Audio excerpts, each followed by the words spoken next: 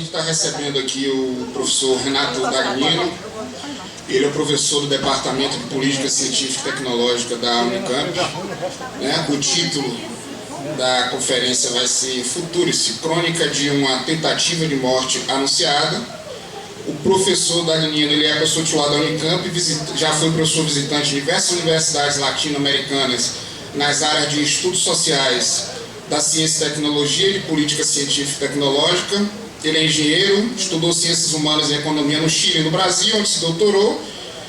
Compôs doutorado na Universidade de Sussex, na Inglaterra. É autor de mais de 160 artigos científicos e 30 livros. Então, o esforço para trazer o professor Renato aqui se insere dentro da perspectiva do esforço que o Sindicato Nacional tem feito para denunciar as políticas desse atual governo, e o desmonte do Sistema Nacional de Ciência e Tecnologia, das agências de fomento, das universidades, dos institutos e CEFETs. O Andes tem uma formulação para ciência e tecnologia, existe um grupo de trabalho de ciência e tecnologia, existem diversas publicações nesse sentido, e o central da nossa elaboração é a defesa do fundo público para a educação pública e para a ciência e tecnologia pública, que é o que eu vou discorrer um pouco mais depois da palestra do professor, quando nós tivemos no debate. E o sentido de trazer o professor aqui é para que o professor possa nos ajudar, com elementos para que a gente possa entender primeiro o que é que está sendo colocado, entender diversos outros panoramas, e com isso a gente poder tentar fazer mais um enfrentamento contra esse tipo de política e mais um enfrentamento a uma série de políticas nefastas desse governo. Então vamos receber o professor Renato aqui. Bom, muito obrigado pelo convite. Eu estava falando há pouco que eu gosto muito de estar junto com vocês do CEFET, das instituições federais, dos estudos federais, porque rapidamente eu disse que talvez assim seja a única coisa que pode reaprumar a universidade pública brasileira num sentido mais coerente com aquilo que a gente deseja como futuro para o nosso país. Então, muito obrigado pelo convite, muito obrigado a vocês também por estarem aqui. Eu sei que a chuva atrapalhou um pouco, mas vamos lá. Nós vamos falar sobre esse programa, sobre essa coisa que se chama Futurice, e eu coloquei crônica de uma tentativa de morte anunciada. O livro do Gabriel Garcia Marques, Crônica de uma Morte Anunciada, se inicia dessa forma: todos ficam sabendo antes da vingança iminente, mas nada salva o personagem do seu trágico destino, anunciado logo à primeira linha do romance. O Futurice é uma tentativa de materializar uma morte anunciada. Ou seja, há muito tempo que a gente vem anunciando, dizendo: olha, existe dentro da nossa comunidade científica, da nossa comunidade universitária, pessoas que pensam de uma forma muito semelhante àquilo que, mais recentemente, está materializado no Futurice. Então, essa é a provocação que eu faço, essa tentativa de morte anunciada. Tomara que ela não se realize, mas não há dúvida nenhuma de que existe uma força muito poderosa no sentido de descaracterizar, como o Arapiraca acabou de colocar, descaracterizar aquilo que a gente conhece como Sistema Nacional Público de Pesquisa e de Ensino. Esse trabalho ao qual eu vou fazer referência, na realidade eu vou ler o trabalho junto com vocês, mas esse trabalho está disponível, realizado por mim, pelo presidente da Unicamp, que é inexato, e por um colega, o Rogério, que fez doutorado conosco nessa área de política científica e tecnológica, e é uma das pessoas mais ativas nesse movimento pela ciência e tecnologia pública. O objetivo do trabalho, então, é avaliar a probabilidade desse círculo virtuoso que o Futurice propõe. mediante a análise dos trechos, entre aspas, que ele sequencialmente apresenta. Então eu peguei a proposta que foi feita lá alguns meses atrás e pincei algumas frases, algumas expressões para construir então um argumento no sentido de mostrar que esse círculo virtuoso que está aí proposto não tem viabilidade de ocorrência. Nesse sentido, esse trabalho ele se diferencia de muitos que foram escritos antes e depois, que são mais denúncias a respeito do caráter autoritário, do caráter retrógrado, do caráter etc, dessa medida, porque o que nós estamos aqui procurando mostrar é a inviabilidade do ponto de vista, inclusive financeiro. Né? Esse é a diferença, vamos dizer assim, desse trabalho em relação a esses outros, e é nesse sentido que eu gostaria que vocês, digamos, lessem aquilo que nós vamos colocar. Nós não vamos seguir a linha da denúncia, não porque não concordemos com ela, evidentemente, mas porque achamos que é necessário, é importante, um convencimento mais duro a respeito da inviabilidade desse ciclo virtuoso. A proposta do Futurice é que as IFES diminuam seu custo mediante a captação de recursos próprios. Isso está dito lá, eu simplesmente estou relendo. Que adviriam de uma maior interação com o setor empresarial para atividades de inovação.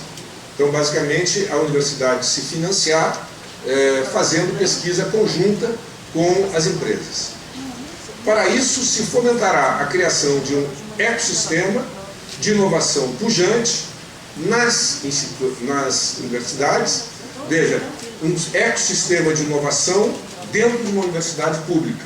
Já é uma coisa complicada, mas vamos lá. Criação de um ecossistema de inovação, é interessante que agora se fala em ecossistema, né?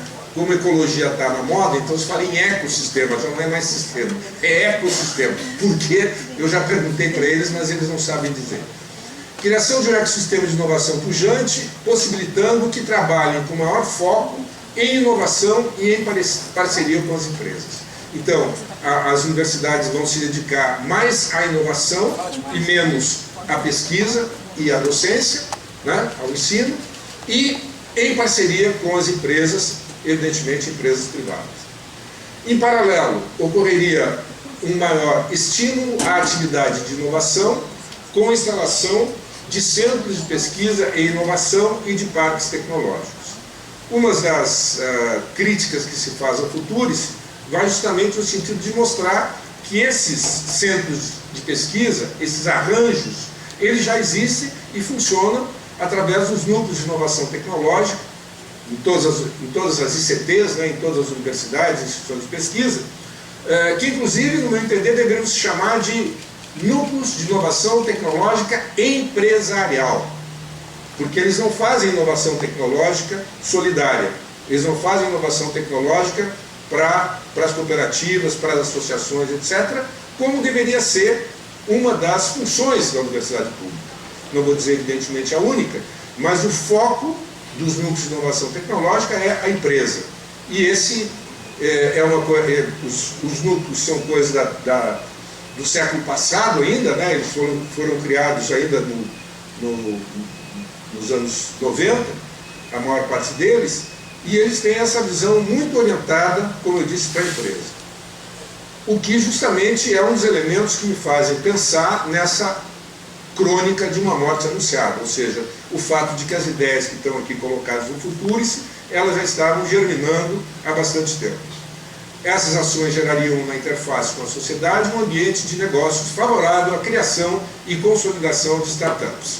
Quer dizer, parece que a universidade, o principal que ela pode colaborar para a sociedade é fazendo com que alguns dos seus alunos, ou ex-alunos, ou professores, criem empresas para se tornarem bons empresários, etc. Fechando o círculo virtuoso, que resolveria o problema do custo da universidade.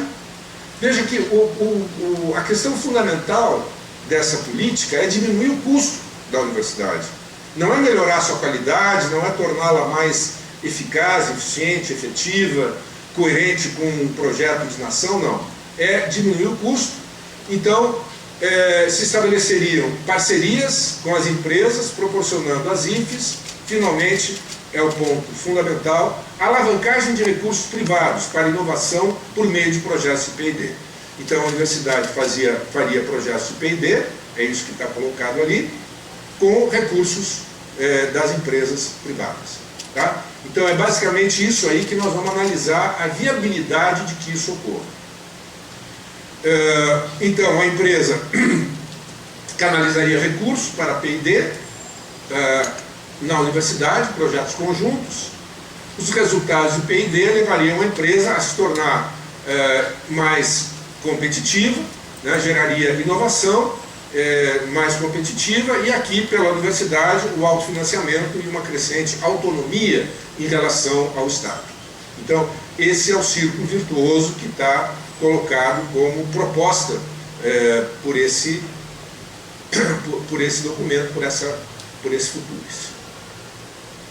E, na realidade, é uma mágica que nós vamos mostrar que ela, na realidade, não ocorre, né? A probabilidade de ocorrência é muito pequena. Vamos analisar 3 questões. Primeiro, a disposição das empresas brasileiras para aportar recursos privados para financiar projetos de P&D nas universidades. Então, vamos analisar essa propensão, essa disposição das empresas. Será que elas realmente estão interessadas nisso? Segundo, se esses recursos seriam capazes de proporcionar a alavancagem que reduziria significativamente o custo. Ou seja, supondo que elas coloquem dinheiro, esse dinheiro é grande o suficiente para realimentar o círculo virtuoso. Terceiro, se as universidades públicas brasileiras estão dispostas a alterar a cultura institucional que nos países avançados compõe o ethos universitário. A nossa universidade é muito parecida com a universidade dos países avançados. A nossa universidade é muito mais parecida com a de lá do que a empresa daqui é parecida com a empresa de lá. Todos vocês sabem isso. Então, esse é um outro ponto que a gente teria que analisar, né? Então, a disposição das empresas, o tamanho desses recursos que viriam, e terceiro, se já combinaram com os russos, né? Ou seja, se a universidade vai estar disposta a entrar nesse drive.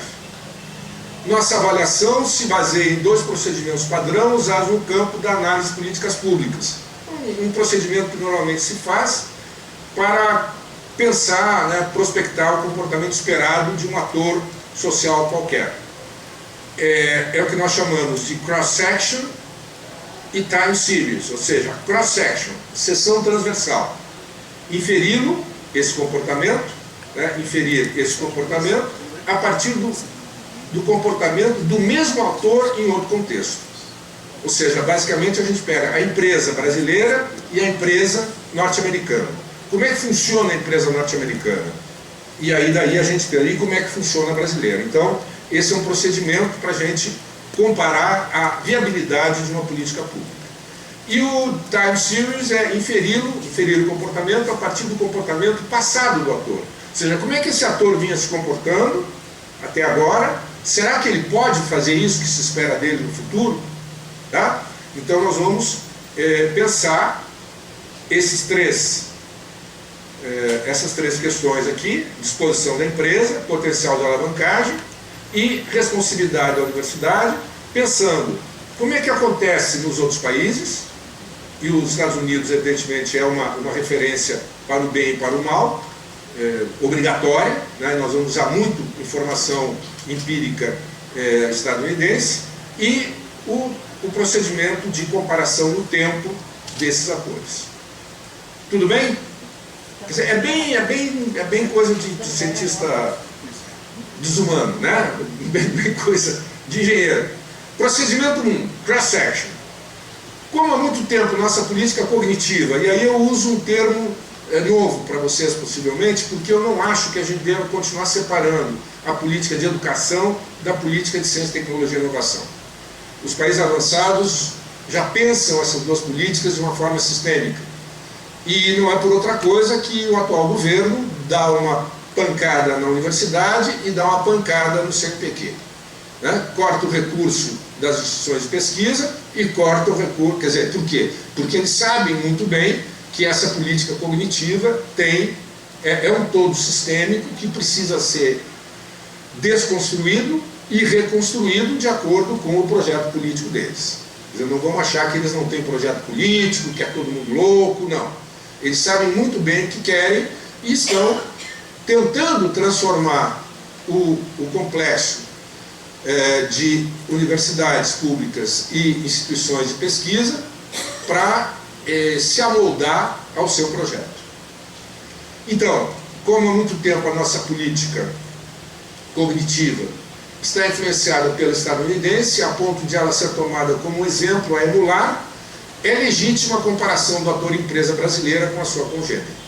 Então nós vamos comparar justamente essa empresa lá e cá. Como é o comportamento inovativo da empresa estadunidense? Como ela se relaciona com a universidade? É isso que nos interessa para ver, então, como é que isso poderia ocorrer no Brasil. Algo que todos vocês sabem, né, para as empresas dos países capitalistas avançados, eu vou falar países avançados simplesmente, mas lembrando sempre que são capitalistas, a inovação está baseada na pesquisa e desenvolvimento. Então vocês veem aqui, isso aqui é a pesquisa intramuros, e o branco é compra de máquinas e equipamentos. Então, essas são as 5 atividades inovativas, né? Pesquisa intramuros, pesquisa comprada, máquina e equipamento, outros conhecimentos, treinamento, etc. Então, essas 5 coisas, inclusive compra de máquina e equipamento novo, é considerado pelo manual de Oslo, né, que é o manual que se usa para fazer essas pesquisas de inovação no mundo inteiro, é também considerado gasto em inovação. Mas para que serve a pesquisa universitária nos países capitalistas avançados? Porque, veja, o que eu estou com esse gráfico querendo mostrar é o tanto que fazem de pesquisa as empresas. Depois nós vamos dar alguns dados sobre isso também. Mas então, para que serve a pesquisa universitária? Por que se faz pesquisa na universidade? Por isso ou por isso? Ou seja, a universidade faz pesquisa para transferir conhecimento, resultado da sua pesquisa para a empresa, ou a universidade faz pesquisa para treinar, para capacitar pessoas que sabem fazer pesquisa e vão fazer pesquisa na empresa. Está claro? Quer dizer, eu estou colocando duas coisas que são excludentes em teoria, né? Para que a gente possa refletir sobre isso. O que é importante para a empresa? É importante esse conhecimento que decorre da interação da empresa com a universidade, ou o que é importante para a empresa são as pessoas que sabem fazer P&D.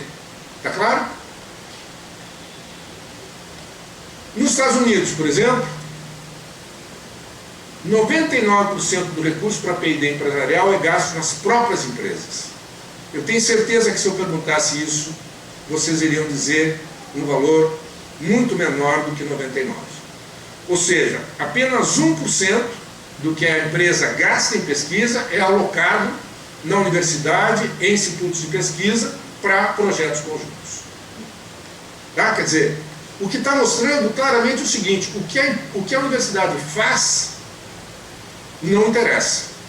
Não interessa, porque se interessasse não seria 1% só. Tá claro a conclusão que eu chego? Bom, esses dados todos eu não estou mentindo, eles existem, eu não vou citar a fonte, mas se alguém se interessar. Bom, então qual é a disposição da empresa em alocar recursos para P&D na universidade? Nos Estados Unidos é baixa.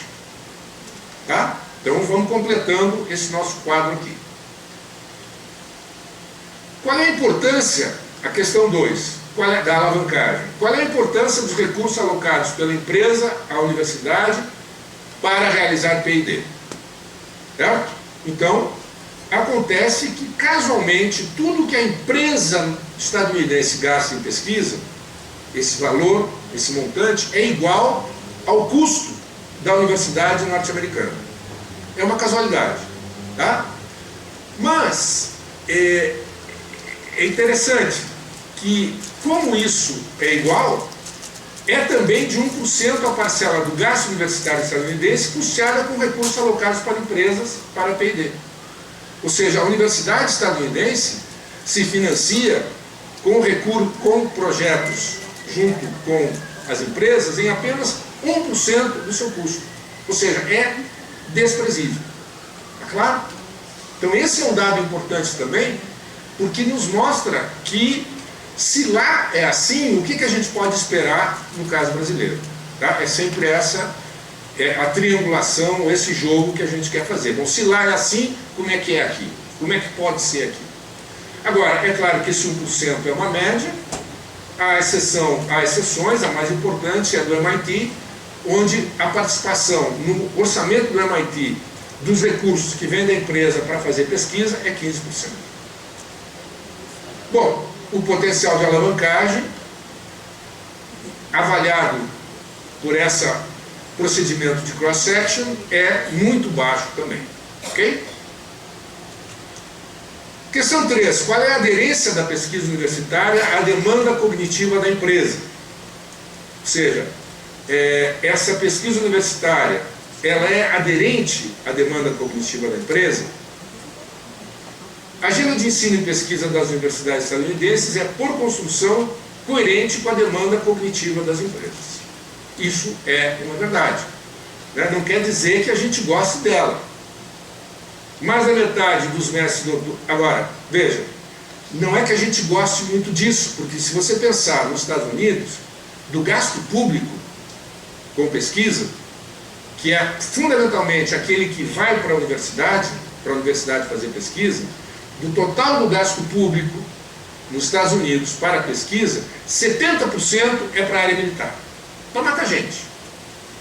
Mais 15% é aeroespacial e nuclear. 85%. Sobra 15% para saúde, agricultura, comunicação, etc, etc, etc. Então vocês veem que digamos, a destinação dos fundos públicos para a pesquisa nos Estados Unidos, ela está muito concentrada na área militar, né? E em outras áreas que tem muito pouco a ver com aquilo que a gente gostaria que acontecesse, no nosso caso, no Brasil. Porém, não há dúvida que o que se faz na universidade é coerente com aquilo que os Estados Unidos, ou melhor, que o povo estadunidense, pelos mecanismos que eles têm para tomar a decisão, consideram que é conveniente para o país. Por exemplo, matar gente quando for o caso. Tá? Eu estou um pouco ridicularizando, mas simplesmente para chamar a atenção de que coerência não quer dizer que a gente esteja de acordo. É claro? Agora, o que é interessante, e aí eu volto para aquele gráfico, aquela figura, onde eu mostro as duas situações, né, da universidade e da empresa. Nos Estados Unidos, mais da metade dos mestres e doutores em ciências duras vão para as empresas fazer P&D. É para isso que todo mundo eles são formados. E é por isso que as empresas lá são competitivas. Ou seja, as pessoas aprendem a fazer pesquisa na universidade e as empresas contratam porque sabem que esses caras são cifrão. Né? Tá? Então, mais da metade dos mestres e doutores são contratados para fazer pesquisa. A demanda cognitiva das empresas, então, ela não se realiza como um fluxo de conhecimento técnico-científico da universidade para a empresa, que seria, de certa forma não, que é a ideia do círculo virtuoso do Futurice. A ideia de que a empresa vai chegar na universidade, vai alocar um recurso para fazer pesquisa e ela vai usufruir desse conhecimento. Isso não acontece nos Estados Unidos. O que acontece nos Estados Unidos é um fluxo de conhecimento incorporado em pessoas. Qual é o conhecimento? Não é um conhecimento em física, matemática, química, não. É um conhecimento muito mais abrangente de eu sei fazer pesquisa. Como eu sei fazer pesquisa, você, empresa, vai me contratar porque eu fui capacitado para isso. Então, isso é uma coisa que, lamentavelmente, o pessoal que fala em parques, polos, incubadoras e outras bobagens desse tipo, não se deu conta ou não quer se dar conta ainda. Aí eles falam, porque no Silicon Valley... O Silicon Valley não tem nada a ver com o que eles acham que é o Silicon Valley. Ou seja, o que é a regra, o que é...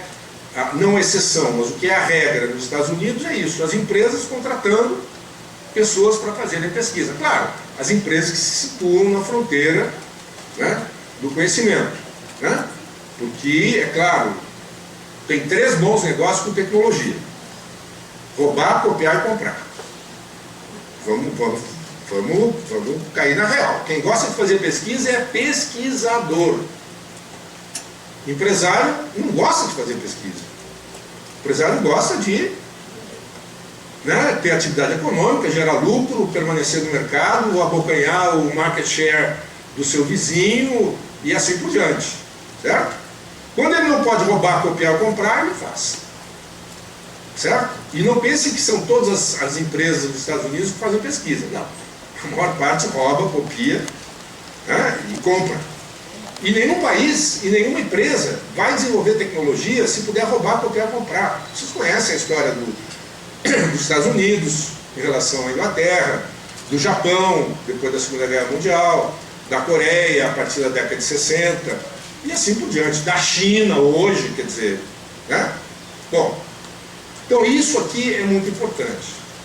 Então vocês veem que nos Estados Unidos é claramente isso aqui o que é importante.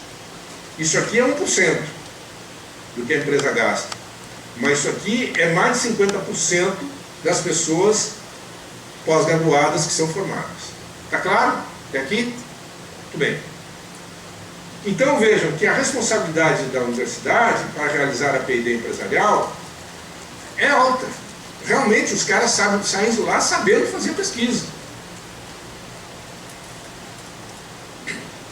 Agora vamos às análises de time series. Tá? Matamos o cross-section. Tá? Ok?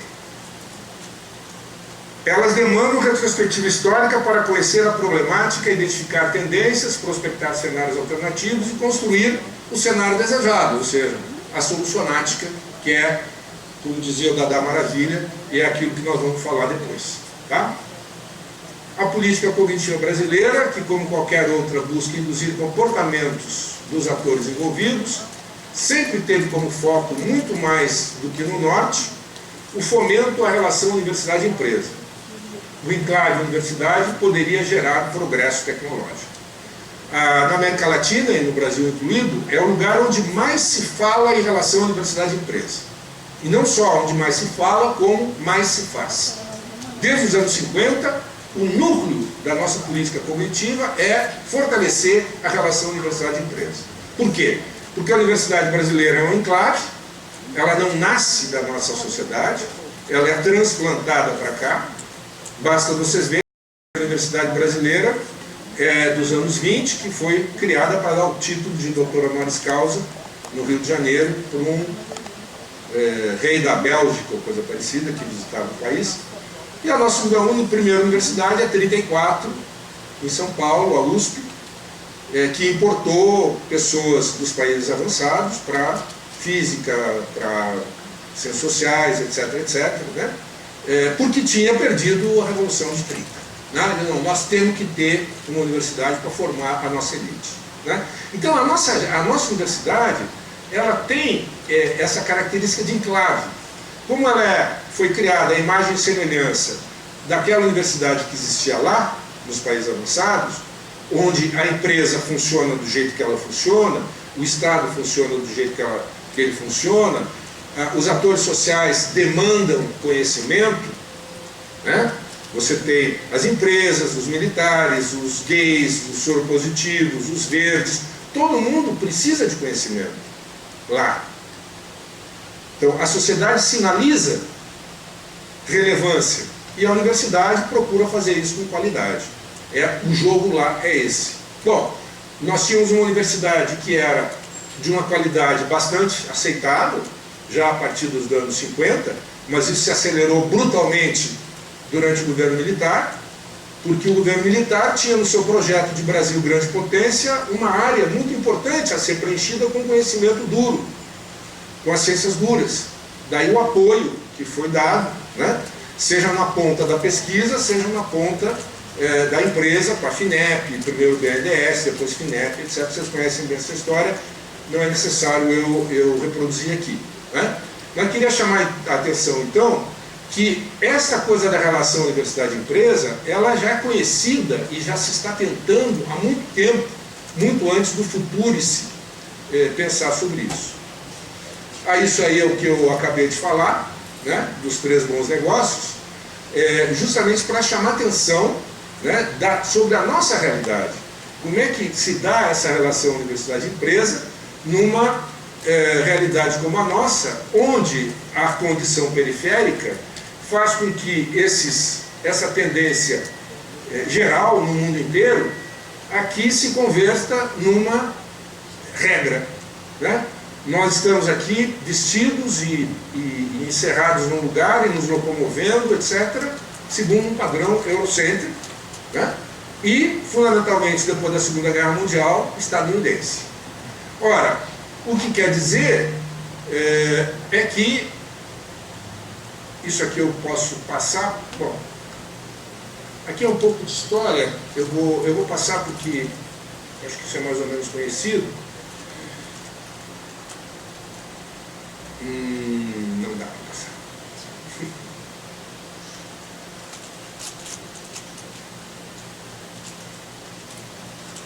Bom, se vocês olharem tudo que tem aqui e que é produzido, made in Brasil, aqui e lá fora, made in Brasil, produzido no Brasil, tem alguma coisa que não tenha sido antes promovida no norte, produzida no norte?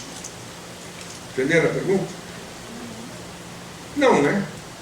Tudo o que a empresa produz aqui já existia lá, por causa dessa dependência cultural, tá? Esse estilo civilizacional eurocêntrico. Há exceções. Quando há uma impossibilidade dos 3 bons negócios, o Estado, ou melhor, atores sociais com poder econômico ou político grande, através do Estado, resolvem o problema. Febre amarela criou-se lá no século passado, no século XIX ainda, o que veio a ser Oswaldo Cruz, Fiocruz. Praga do café, o Instituto Agronômico. Águas profundas, a Petrobras teve que ser líder mundial, né, na extração. Por quê? Porque ninguém sabia. Embraer, os militares voltaram na Segunda Guerra Mundial querendo um avião. Mas é muito caro. Não interessa, eu quero. Tipo assim, eu quero, né? Militar, quando fala eu quero, é porque tem que fazer, né? A gente não fazia nem carro, quanto mais avião, mas fizeram um avião, né? O CTA foi criado em 49, o ITA em 51 e em 70 foi criada a Embraer.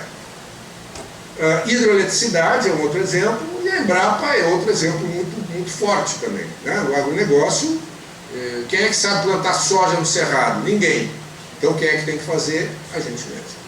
Tá? Então eu trago esses exemplos aí para justamente chamar a atenção dessa característica que tem a nossa economia, a nossa trajetória de desenvolvimento econômico.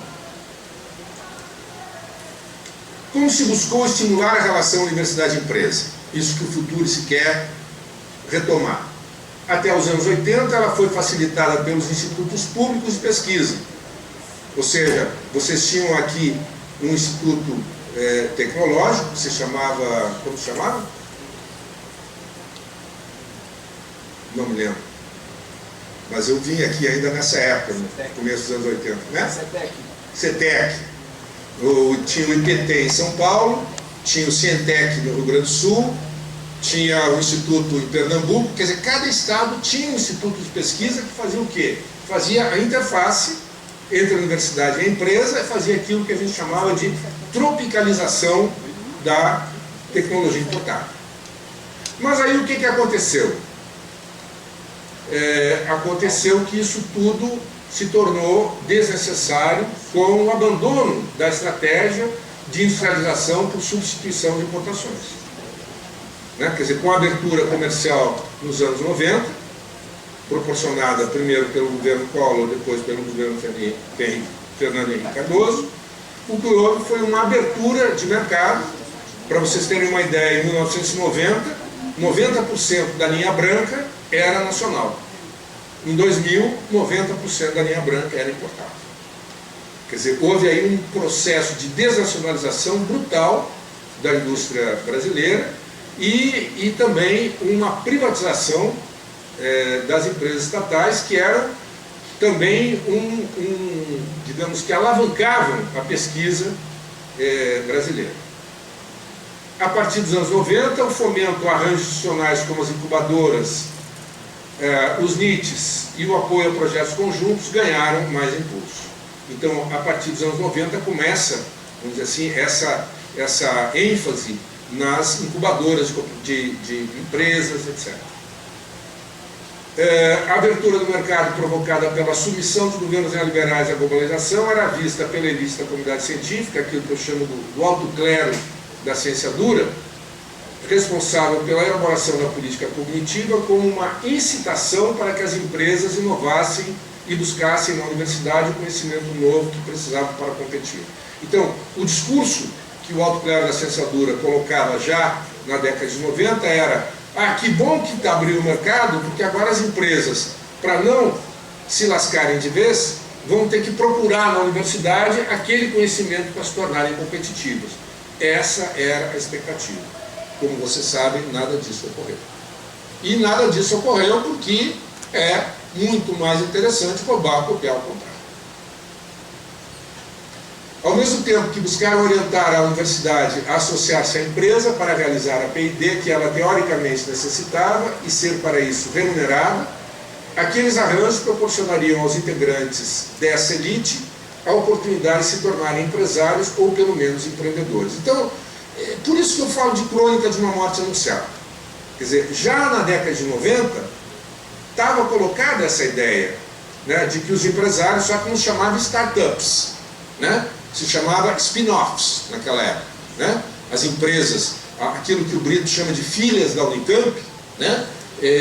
Agora se chama de startups. Mas estou querendo mostrar com essa frase que isso já estava lá colocado desde os anos 90. O alto clero da ciência dura matava 2 coelhos de uma cajadada só, né?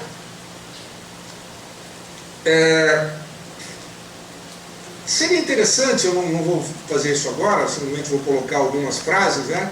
A gente pensar um pouco o que são essas incubadoras.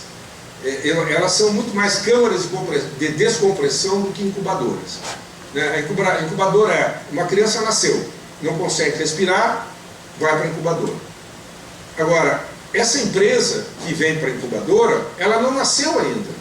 Ela é uma ideia que está na cabeça de um professor ou de um ex-aluno. E o que esse ex-aluno ou esse professor quer para se tornar um empresário? Ele precisa de uma câmara de descompressão. Quando você está lá no fundo do mar e quer voltar à superfície, se você voltar direto, você explode o pulmão. Então você tem que vir devagarinho. Então o que é esse devagarinho? Esse devagarinho é um espaço pago com os recursos públicos para que o professor e o seu doutorando ou o seu doutor predileto se transformem em empresários. Então, eu posso estar sendo demasiadamente rigoroso ao fazer essa crítica semântica, mas eu acho importante a gente ter isso muito claro, que isso não é incubadora de empresa. Isso é câmara de descompressão para professores e seus alunos. As empresas têm vida curta, na realidade nem pode se chamar de empresas, embora de base tecnológica, a maioria dessas empresas são software houses, corte e cola de software. As patentes são de fato ração para lattes, né? Como você sabe. Quer dizer, é interessante como eles armaram todo um circuito de considerar uma patente, que na realidade não é patente coisa nenhuma, aquilo ali nunca vai ser produzido. A gente fez um estudo na Unicamp, bastante detalhado, para mostrar que na Unicamp isso não funciona. Se não funciona na Unicamp, velho, é muito difícil que funcione em outro lugar, né? O custo dos arranjos é alto e o foco é muito questionável.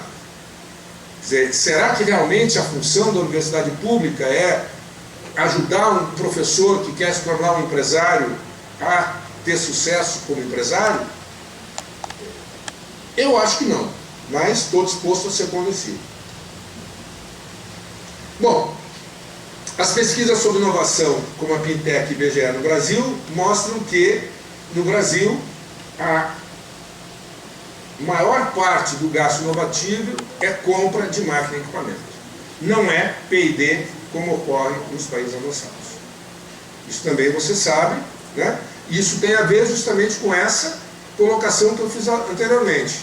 Aqui a inovação se dá via aquisição de tecnologia já desenvolvida, em especial incorporada em máquinas e equipamentos. Dado levantado pela Pintec, junto às empresas inovadoras, 80% declaram que é comprando máquinas e equipamentos que elas inovam, não é fazendo pesquisa. Nos países avançados, o conhecimento desincorporado em pessoas, produzido pela pesquisa universitária, não é importante. Aqui também não é. Vocês veem que aquele 1%, né, que a empresa gasta em pesquisa junto com a universidade, aqui também não é. Das empresas inovadoras, 7% declararam para o IBGE que tem contato com a universidade e institutos de pesquisa. Mas dessas 7%, 70% dizem que as relações são de baixa importância. Ou seja, é muito parecido nesse sentido os Estados Unidos com o Brasil. Agora, o conhecimento incorporado em pessoas, que é produzido pela pesquisa universitária, é importante para as empresas brasileiras? Quer dizer, aquilo que nós falamos lá, de que 50% dos mestres e doutores são contratados pelas empresas para fazer pesquisa. Quanto é isso no Brasil? Está claro? No Brasil, nos anos de bonança, entre 2006 e 2008, quando foram formados cerca de 90 mil mestres e doutores em ciências duras, quantos foram para a empresa fazer pesquisa? Essa é a pergunta. Quanto vocês acham? Bom, se fosse nos Estados Unidos, 90 mil seriam 45 mil. Certo? Metade. Tá? Nesses anos de bonança, a economia estava crescendo, o salário estava aumentando, o mercado estava se expandindo. O que se esperava que as empresas fizessem? Se esperava quem? Eu não esperava, mas quem acredita em mula sem cabeça, em economia da inovação, né? Vocês devem ter estudado a economia da inovação, né? Freeman, Lundvall, Dose, etc., né? Eles achavam que, bom, agora as empresas vão contratar a gente que nós estamos formando. E nós estávamos já formando 30 mil por ano, que não é pouco. São poucos os países no mundo que formam essa quantidade de mestres e doutores. Bom, foram formados 90 mil. Foram empregadas em empresas apenas 68 pessoas. 68 mestres e doutores em ciência dura foram contratados para fazer pesquisa. Para fazer administração, comprar, vender, etc., etc., para marketing, foram contratados também mestres e doutores. Mas para fazer pesquisa, 68 dos 90 mil. Então isso mostra claramente que a disposição da empresa em alocar recursos para P&D na universidade é muito baixa. É muito baixa. Ela não precisa, de fato, né, fazer pesquisa.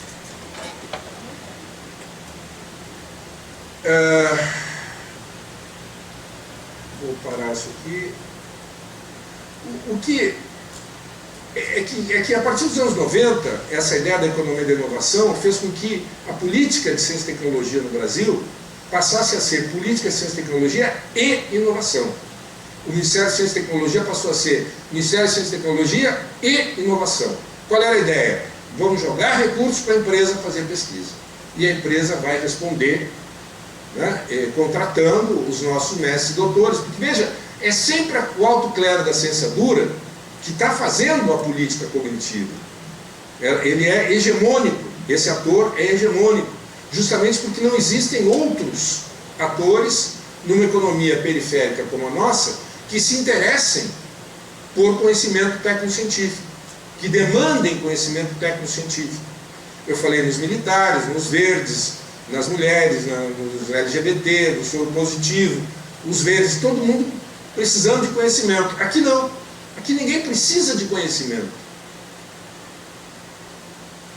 Essa frase eu queria que ficasse guardada. Tudo se passa como se a gente não precisasse de conhecimento. Por quê?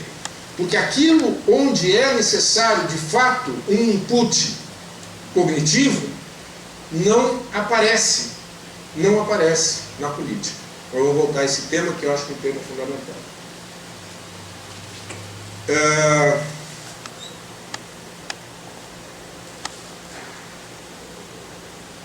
Se nos Estados Unidos a parcela do gasto universitário custeada com recursos alocados por empresas para a P&D conjunta é de 1%, quanto ela seria no Brasil?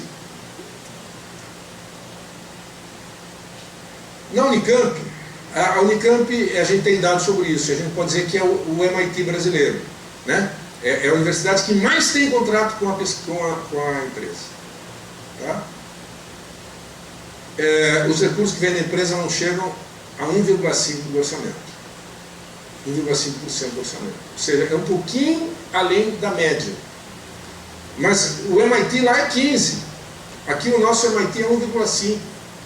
Ou seja, quanto é o recurso que a empresa aloca na universidade hoje para fazer pesquisa? Em termos do orçamento da Universidade Pública Brasileira. É 0, qualquer coisa. É 0, qualquer coisa. O que o Futurice está propondo? Ah, não, nós vamos passar, claro que eles não dizem, né? Se dissessem, todo mundo veria que é absurdo. Nós vamos passar de 0, qualquer coisa do orçamento da universidade pública, que é arrecadado através de contrato para P&D com as empresas, e vamos fazer com que, num passe de mágica, esse 0, qualquer coisa por cento chegue a alavancar de fato e a tornar a universidade menos custosa, menos cara para o Estado. Claro? Então vejam que, voltando para o nosso quadrinho, o potencial de alavancagem, se lá é baixo, aqui é muito baixo. É menor ainda do que lá, nos Estados Unidos. Claro? Analisado o ator empresa, e dado que existe uma crença de que a universidade deveria produzir conhecimento útil para a empresa, haveria que avaliar a probabilidade de ocorrência dessa alternativa, ou seja, a responsividade da universidade. Será que a universidade vai, de fato, entrar nesse jogo?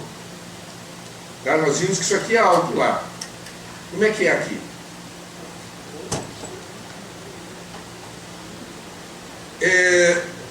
E basicamente o que a gente tem que fazer quando analisa a política pública não é só fazer uma análise custo-benefício, é fazer uma análise custo de oportunidade. Quer dizer, análise custo-benefício, eu posso fazer um projeto, né, uma política e dizer, bom, isso aqui, o custo é menor do que o benefício, então vou fazer. Mas aí eu tenho que analisar um outro projeto, porque o dinheiro não dá para tudo. Se eu faço isso, eu não faço aquilo. Certo? Então, quando eu faço essa análise de custo e oportunidade, começam a aparecer alternativas, inclusive ao Futurice, que é isso que eu estou chamando aqui de brincadeira de solucionagem.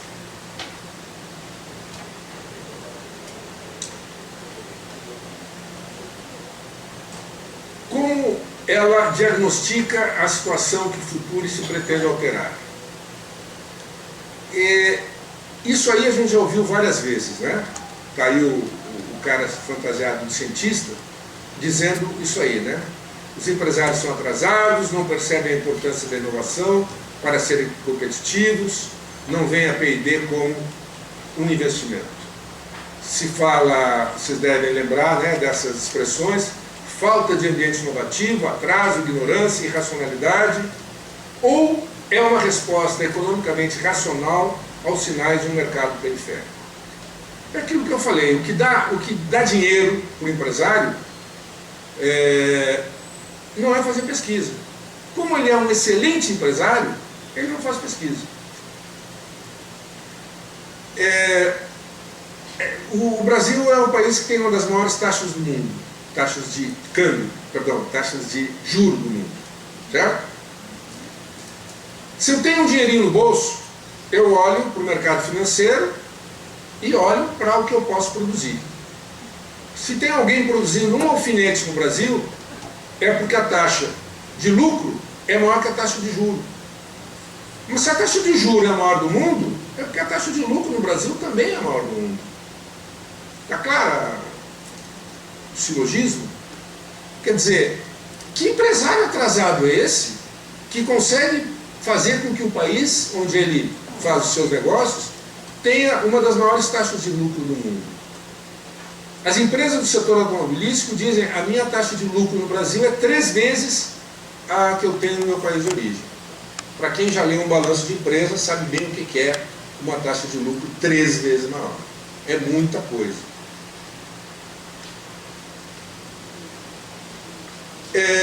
A pergunta, então, que a gente se coloca em relação ao comportamento da universidade é: como a comunidade universitária, que já faz a pesquisa e forma o pessoal que a empresa deveria precisar, vai atender a proposta do Futuris?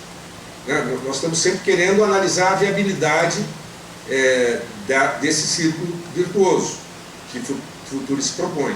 Então, nós já vimos que a empresa provavelmente não vai colocar dinheiro, já vimos que se ela colocar dinheiro, esse dinheiro vai ser muito pouco, e agora vamos ver que, na realidade, a comunidade universitária também não vai se alinhar a esse projeto. Por quê? Porque ela já faz o que ela tem que fazer. O que se espera da universidade? Que ela forme gente que saiba fazer pesquisa, para que a empresa contrate o pesquisador para se tornar competitiva e, dentro de uma economia capitalista, construir o sonho, né, de pagar melhores salários, produzir melhores produtos, mais baratos, etc., aquela cantilena que a gente conhece, certo? Então, o que eu estou querendo chamar a atenção é que o grosso da nossa comunidade de pesquisa, da nossa comunidade científica, dos professores das universidades públicas, vai dizer: mas, pô, eu já estou fazendo o que eu tenho que fazer, eu já estou formando gente, e os nossos mestres e doutores não são piores do que os norte-americanos, não. Em muitas áreas são até bem melhores. Bom, qual é a solucionática? E aí eu mudo o diapasão, esqueço um pouco o Futuris, porque eu acho que a gente já demonstrou até aqui que ele não é o que nós precisamos, e vou falar um pouco do que me parece ser a solucionática, como dizia o Dada Maravilha. Eu acho que o desafio é convencer a comunidade universitária de que ela é mais aderente à sua missão e mais coerente com o que a sociedade espera dela. Ou seja, vamos ver um pouquinho o que a universidade poderia fazer, né? E para a gente ter essa visão de conjunto, é necessário olhar o que é a dinâmica inovativa no plano internacional, no plano global. Então eu vou dar alguns dados sobre o ambiente internacional, para depois voltar para o Brasil, para mais uma vez pensar o que poderia ser essa tal solucionática que nos preocupa. 90% da pesquisa técnico-científica feita no mundo está orientada à criação de tecnologias para os 10% mais ricos. Isso quem disse é uma professora do MIT. Como vocês vão acreditar mais nela do que em mim, eu trouxe a palavra dela. 90% da pesquisa em saúde é para doenças dos países ricos, apenas 1% dos medicamentos desenvolvidos são para doenças de pobre. Então eu estou dando alguns flashes de como é que é esse cenário que nós, no qual nós estamos imersos. Do que se gasta em pesquisa hoje no mundo, 70% é gasto na empresa. E desses, 70% em multinacionais. 7 vezes 7, 49. Ou seja, a metade da pesquisa que se faz no mundo se faz em empresas transnacionais, né, que adoram proteger o meio ambiente, gerar emprego, essas coisas que, né, a gente conhece. Certo? Então, tudo isso está nos dando uma ideia de que quando nós falamos em ciência e tecnologia, ou em tecnociência, do que efetivamente nós estamos falando.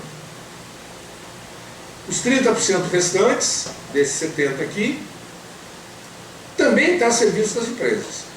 Aquilo que se faz nas universidades públicas, no mundo inteiro, nas instituições públicas de pesquisa, também estão servindo ao interesse das empresas. Nós não formamos engenheiro para trabalhar nem mestre e doutor para trabalhar em cooperativa de catador, né? Certo? Nós fazemos para trabalhar em empresa, em especial empresa multinacional. Tá? Isso que eu já falei também é algo muito importante para a gente entender como é que é essa dinâmica tecnocientífica global. Por isso que eu não falo em ciência e tecnologia, eu falo em tecnociência. E esse cara aí, quando eu era jovem, nos dizia isso aí, né? A concorrência intercapitalista e a tecnociência, neutra e universal, vai resolver o problema, né?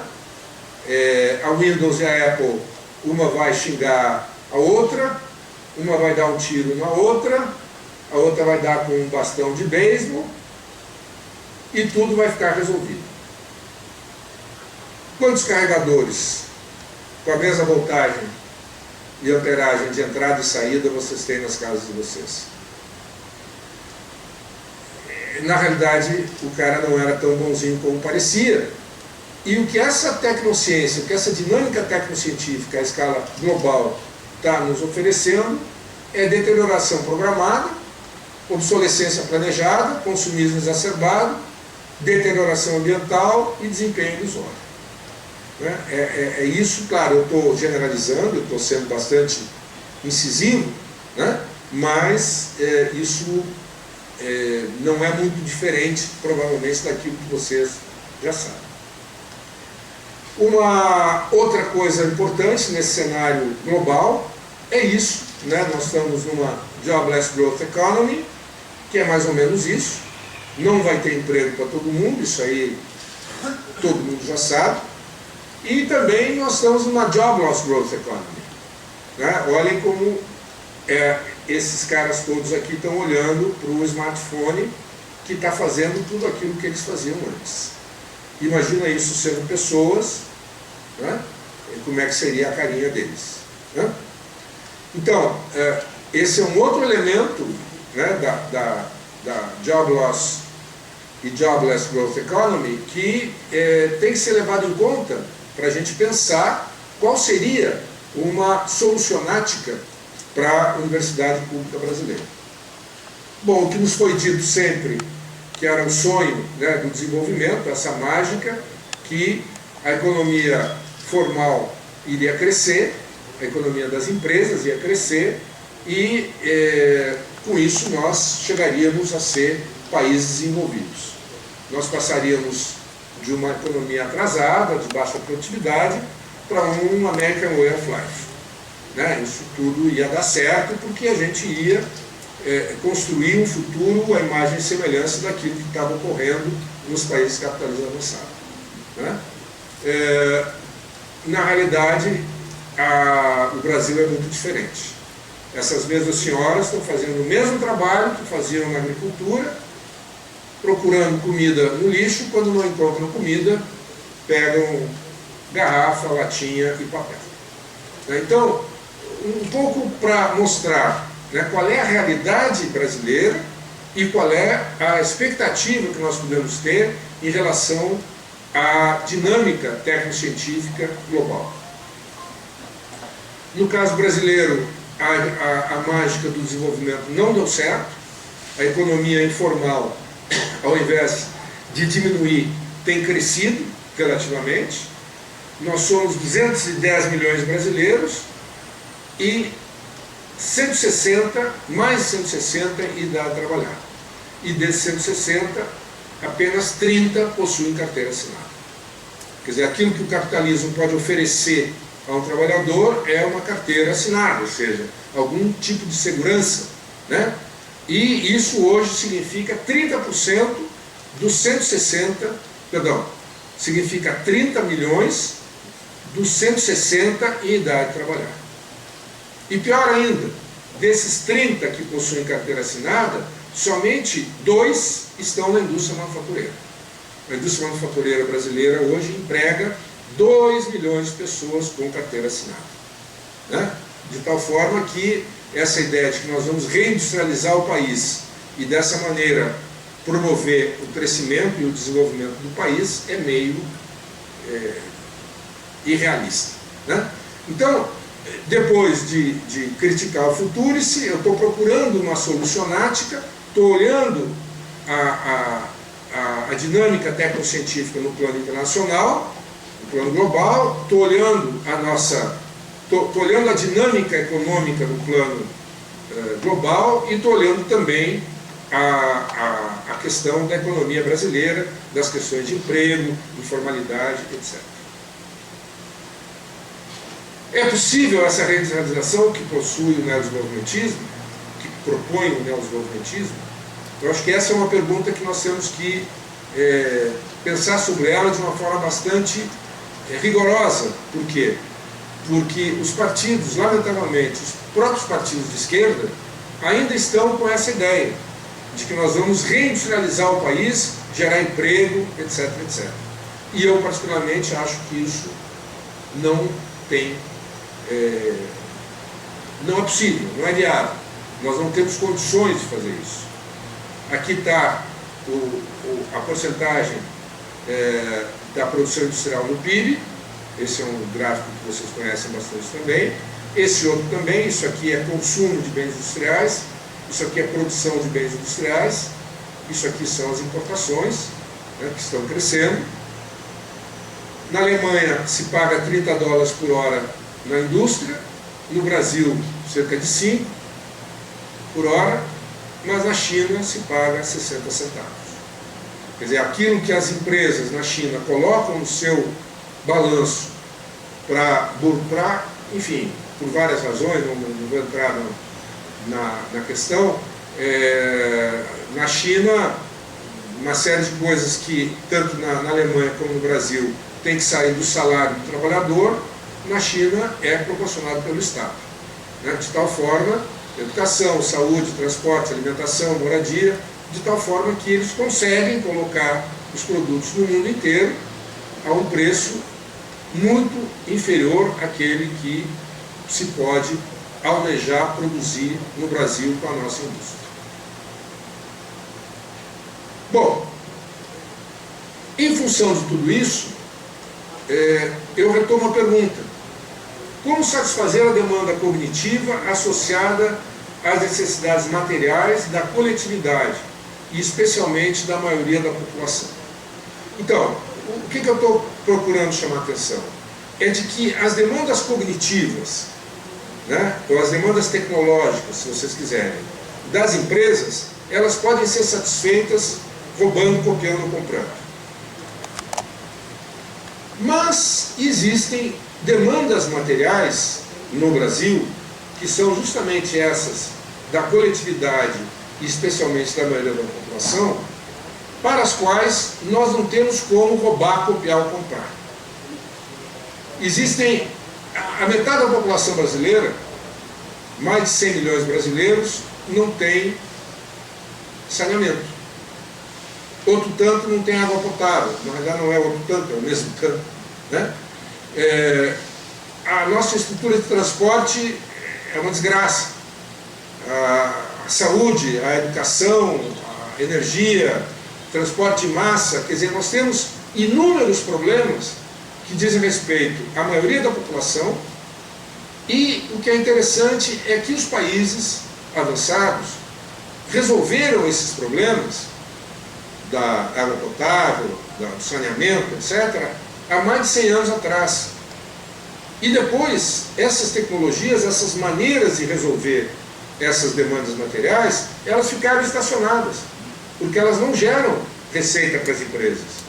As empresas vão pesquisar aquilo que lhes dá lucro. Se nós quisermos resolver os problemas que dizem respeito à maioria da população brasileira com a tecnologia de 100 anos atrás, nós vamos ter muito problema. Vamos ter problema social, ambiental, econômico, degradação, enfim. Agora, o que nós temos no Brasil? Nós temos uma coisa que é muito difícil a gente pensar uma empresa que possa ter a quantidade de pessoas de diferentes profissões que tem as universidades públicas brasileiras. O problema da água potável, o problema do saneamento e tantos outros problemas que eu citei aqui, que vocês podem imaginar, vão demandar um tratamento multidisciplinar e, se possível, interdisciplinar. Vai ter que ter antropólogo, sociólogo, engenheiro, economista, administrador, etc, etc. E isso nós temos na universidade. Nós não sabemos fazer, porque nós somos acostumados a trabalhar na nossa caixinha. né? A universidade brasileira pública são arquipélagos, né? Ninguém conversa muito com ninguém. Mas, de qualquer forma, eu estou querendo chamar a atenção que nós temos um potencial enorme para resolver problemas que dizem respeito ao nosso país, à nossa população. E aí que está justamente a chave, aí já que está a oportunidade da universidade se mostrar efetivamente para que ela pode servir.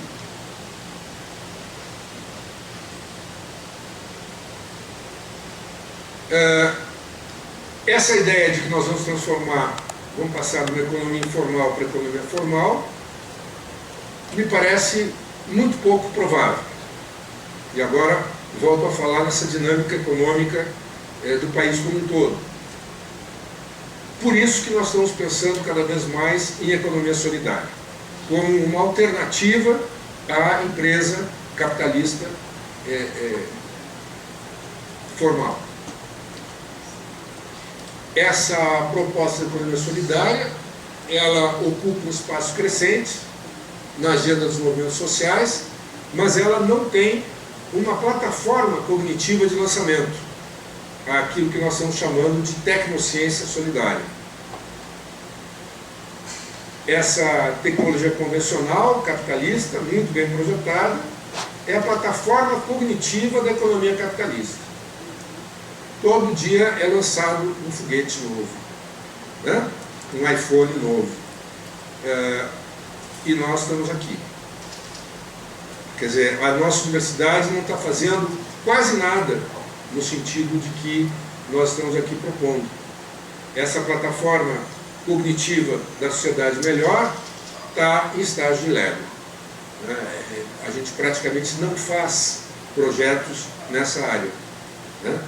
Com esse conteúdo multidisciplinar para resolver problemas da maioria da população, e não apenas para resolver problemas da maioria da população, mas para incorporar a maioria da população que hoje vive na informalidade, aqueles 80 milhões de brasileiros que nunca tiveram emprego e nunca vão ter, sobretudo se você pensa 4.0, inteligência artificial, etc., você vai ver que você tem 80 milhões de pessoas que poderiam estar gerando riqueza, gerando renda, mas que a anorexia das empresas impede de chamá-las para a produção. Essas pessoas, elas podem ser incorporadas, desde que exista uma política para isso. Ora, a política geral não nos cabe a nós que estamos na universidade fazer. Mas o que a gente sim pode fazer e tem que fazer é se preparar internamente para que quando esse carnaval chegar, quando efetivamente nós possamos ter um Estado, ou um governo, ou governos nos diferentes níveis, municipal, estadual, federal, que se disponha a resolver esses problemas, resolver essas demandas materiais, nós possamos providenciar o componente cognitivo da resolução desses problemas. E não através das empresas, mas sim através dos empreendimentos solidários. Então, acho que esse é um ponto que eu vou falar um pouco sobre ele agora, que me parece fundamental a gente procurar entender. Bom, isso me leva a criar um conceito de tecnociência solidária. O que é essa tecnociência solidária? Seria um modo como se deve empregar conhecimentos de diferentes tipos. Porque essa história de ciência, tecnologia, religião, artesanato, crendice, conhecimento empírico, conhecimento popular, tudo isso serve. Esses nomes que se dá a essas coisas são um nome fantasia, como Coca-Cola. Coca-Cola é um xarope que mistura com água gaseificada, certo? Então, para os povos que viviam aqui onde nós estamos há 500 anos atrás, não existia ciência, tecnologia, religião, astronomia, cuidado da terra, caça, pesca, cuidado de criança. Não, todo mundo sabia tudo. O conhecimento não era propriedade privada. A terra não era propriedade privada, era propriedade coletiva. E lembram que eles viviam muito bem, eles trabalhavam 3 horas por dia. Os mais jovens aqui devem estar trabalhando 14. Então, estou querendo chamar a atenção de que essa diferenciação que se faz, conhecimento científico de um lado, conhecimento popular de outro, tem muito de ideologia metida aí. E nós temos que recuperar aquilo, sim, do conhecimento ancestral, que a cada dia se perde. A minha mãe, que nunca foi pobre, muito antes pelo contrário, nos criava com chazinho. Estou aqui gordo e forte, mais gordo do que forte, né? Mas, de qualquer forma, eu estou querendo chamar a atenção que o conhecimento que ela tinha se perdeu. Então, nós estamos perdendo esse conhecimento, e esse conhecimento pode ser muito importante para nos permitir digamos, consolidar, pavimentar esse caminho dessa alternativa, dessa solucionática. E aí, nesse caminho, a universidade pública tem um papel insubstituível. Não tem empresa que vai fazer isso. Nem a maior consultora do mundo tem o potencial de resolução de problemas que tem as nossas universidades públicas. A proposta da tecnociência solidária é necessária para garantir a sustentabilidade, então, dos empreendimentos solidários. Sustentabilidade social, cultural e ambiental. É muito importante essa questão cultural, né? Empresa privada, se espera dela que ela gere emprego e salário. Ela vai usar a tecnociência convencional. E, de outro lado, os empreendimentos solidários, com a tecnociência solidária, gerando trabalho e renda. Bom, modo como se deve empregar conhecimentos visando a produção e ao consumo de bens e serviços em empreendimentos solidários para atender necessidades coletivas. Então, eu faço questão de chamar a atenção de que quando nós falamos em tecnociência solidária, nós estamos falando de empreendimento solidário, economia solidária. E no empreendimento solidário, se ele tentar usar a tecnociência convencional, ele vai se dar mal. Ele vai colapsar, ele vai sabotar aquilo que a economia solidária tem de mais importante.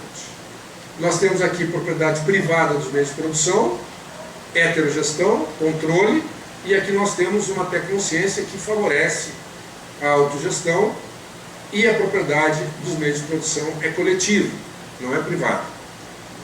Nós não queremos, ou não gostamos muito da propriedade privada dos meios de produção, e também não gostamos da propriedade estatal dos meios de produção, que é o socialismo real lá da União Soviética, que vocês todos conhecem.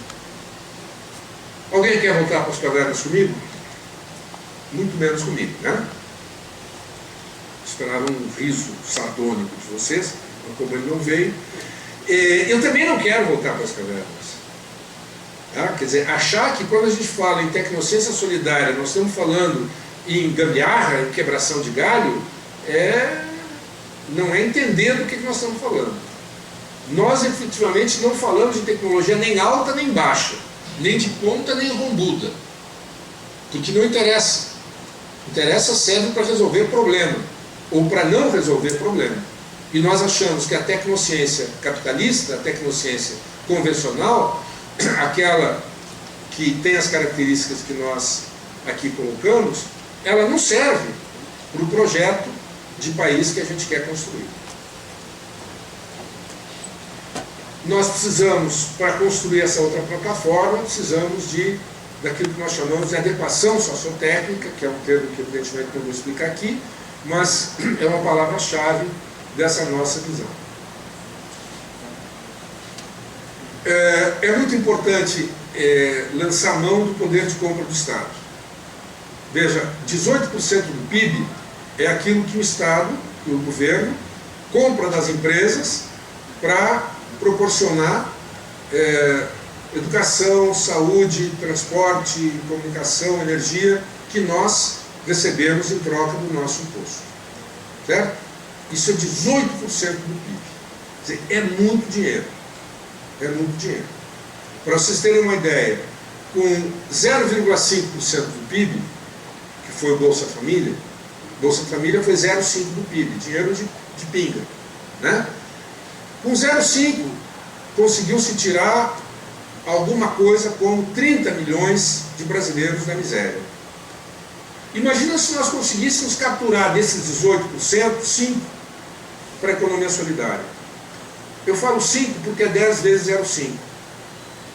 Bom, se 0,5 tirou 30, 5 tiraria 300 milhões da miséria. Nós não somos só 200. Então isso dá uma ideia daquilo que nós podemos fazer no Brasil, caso cortar grama, comida para preso, uniforme para a escola, parques e jardins, manutenção de estrada, transporte escolar, etc, etc, etc, etc. Coisas que agora dá para fazer pela economia solidária. O que isso pode significar em termos de inclusão social? Que, no fundo, acho que vocês estão de acordo, é o nosso principal problema. O principal problema no Brasil é que nós temos aqui metade da população que vegeta, né? E que isso, além de não ser justo, né, não ser moralmente aceitável, é uma tremenda bobagem, um tremendo tiro no pé em termos econômicos, em termos daquilo que o Brasil poderia ser com tudo aquilo que ele tem, né, de produtos naturais, de riqueza, de Amazônia, de etc, etc.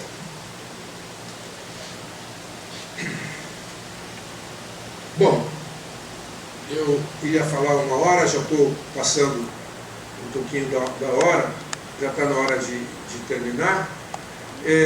No âmbito da comunidade de pesquisa, que ainda controla a política cognitiva, ganham força com a anuência dos corações vermelhos, mas que ainda tem a mente cinza.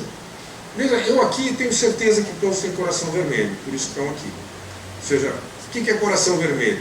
Vocês querem uma sociedade mais justa, mais igualitária, mais responsável do ponto de vista ambiental. Então eu não estou falando com os corações cinza. Tem muitos. A gente já falou um pouco acerca de como eles pensam. Esses corações cinza têm a mente cinza também. O problema é que a maior parte dos corações vermelhos que nós temos na universidade ainda tem a mente cinza.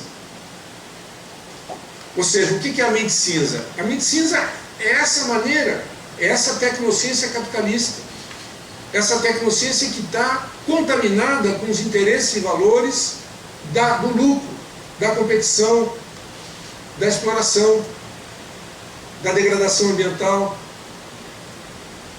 Essa mente cinza é aquilo que nós aprendemos na escola, na universidade. E nós temos que, eu acho, em discussões como essa, em ocasiões como essa, nós temos que explicitar essa esquizofrenia do coração vermelho com a mente cinza. Bom, mas isso é outra história. O que eu estou falando é que com a anuência dos corações vermelhos e mente cinza, os 4 cavaleiros do Apocalipse estão entrando na universidade. Os 4 cavaleiros são o cientificismo, produtivismo, inovacionismo e empreendedorismo. O cientificismo, a ciência pela ciência, a ciência é pura, é bela, é universal, é neutra. Vamos fazer a ciência, mas qual ciência? A ciência dos países avançados, é claro, eles é que sabem fazer ciência. Não é verdade? É isso que nós estamos fazendo na nossa universidade e há muito tempo. Produtivismo. Bom, já que para cada brasileiro trabalhando numa coisa tem 200, 300, 500 no mundo inteiro, nós temos que produzir pra caramba, né? E essa luta contra o produtivismo é luta de corredor. Não é uma coisa que se fale na reunião do departamento, da congregação, não. Né? Ali só se falam coisas sérias, né? Quer dizer, o que é a universidade, o que é a nossa agenda de pesquisa, o que é a nossa agenda de ensino, isso a gente não discute. Isso a gente tem que fazer uma autocrítica muito dura, muito severa em relação ao nosso comportamento. Nós queremos autonomia, muito bem, concordo, mas para fazer o quê? Para emular uma dinâmica técnico-científica que não tem nada a ver com a nossa realidade? Inovacionismo. Quer dizer, você entra na Universidade Pública Brasileira, você ouve um mantra, né? Inovação, não é verdade? Quer dizer, todo mundo, né, os zumbis no corredor. Quer dizer, você consegue transformar um menino de 17 anos que entra na escola de engenharia para mudar o mundo, em 2 anos ele está achando que o seu papel no mundo é gerar inovação para a empresa. E ainda mais com essa ideia do futurice. Aí então, lascou. E finalmente essa mentira do empreendedorismo. Essa coisa que a gente está contando e ensinando na universidade, né? Pior, ensinando na universidade essa mentira para os nossos estudantes. Moral da história, nós não queremos nem o futurice, mas também nós não queremos o passado. Aquilo que nós fizemos até agora, eu acho que nós temos que ter a coragem de, ao mesmo tempo e com a mesma energia que nós estamos nos indispondo, que estamos lutando contra essa agressão que está sendo feita por esse governo, nós temos que também, com a mesma energia, revisar o nosso comportamento, para ver se efetivamente aquilo que nós estamos fazendo vai na direção de uma solucionática para o nosso país. Mas por que você fala em morte anunciada? Me perguntou aqui o meu alter ego. E aí eu trouxe uma citação aqui de um colega da Unicamp, né, que é o chefe lá da agência de inovação. Faturamento anual das empresas filhas da Unicamp, aquelas fundadas por seus ex-alunos, aumentou, não sei o quê, tarará, tarará, quer dizer, bem na linha daquilo que o Futurice está propondo. Nós estamos fazendo nas universidades públicas brasileiras há muito tempo essa colocação da universidade a serviço de um projeto que não tem nada de público, como vocês podem ver aí. E a outra questão é que eu trago um outro exemplo também da Unicamp, de um evento que teve em 2015, ou seja, mais de 4 anos atrás, onde se discutiu de uma maneira muito cristalina a alternativa de transformação das universidades públicas paulistas em organizações sociais. E isso era defendido não por algum capeta com chifrinho, não. Eram homens e mulheres, pesquisadores e pesquisadoras da Unicamp, que diziam: olha, eu assumi um compromisso, eu ganhei dinheiro do Estado, seja dinheiro público, da FINEP, do CNPq, da FAPESP, para fazer pesquisa. E a 8666, a burocracia da universidade, não me permite gastar esse dinheiro. Por isso, dizem eles, nós temos que transformar a universidade numa OS, para ter mais facilidade para operar os recursos que nós recebemos para fazer pesquisa. Veja como esse argumento ele tem um certo apelo lógico, né? Mas agora, o que eles esquecem de dizer é por que a universidade é burocratizada do jeito que é. Por que a universidade, a partir dos anos 60, sobretudo, eu diria mais tarde, a partir dos anos 80, eu estou no Unicamp desde o final dos 70, ela enveredou por um caminho de criação das fundações para agilizar esse processo de recepção de recursos provenientes do Estado, provenientes de recursos públicos para fazer pesquisa. Por quê? Porque o modelo brasileiro é um modelo parecido com o norte-americano, diferente do francês ou do alemão. Quer dizer, em muitas universidades francesas e alemãs, por exemplo, o dinheiro para pesquisa vem da própria dotação orçamentária da universidade. O modelo norte-americano, que é também o modelo brasileiro, existem agências de fomento, né? Até os anos 80 era basicamente CNPq, CAPES e FAPESP, no caso paulista, né?